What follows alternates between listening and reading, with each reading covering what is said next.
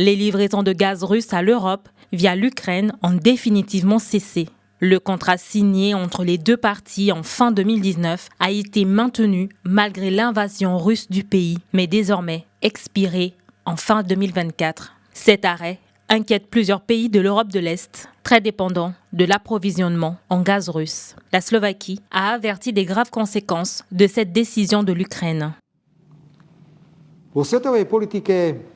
En politique mondiale, il est absolument vrai que peu importe si les éléphants s'aiment ou se battent, l'herbe souffre toujours. Je ne veux pas que la Slovaquie soit cette herbe, comme nous le voyons aujourd'hui. Le transit du gaz par l'Ukraine est arrêté et cela aura des impacts dramatiques sur nous tous dans l'Union européenne, mais pas sur la Fédération de Russie.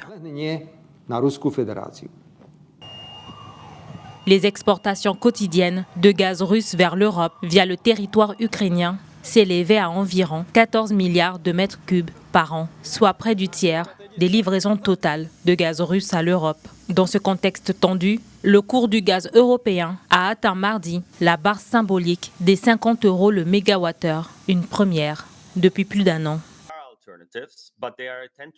L'impact se fera sentir surtout en Autriche, en Hongrie et en Slovaquie, où le prix du gaz risque d'augmenter. Cela pourrait avoir un impact sur les prix à la consommation, sur le coût de la vie, mais aussi sur les prix pour l'industrie, ce qui pourrait affecter la compétitivité de ces industries. Une telle situation pourrait rendre les critiques envers le soutien apporté à l'Ukraine plus graves.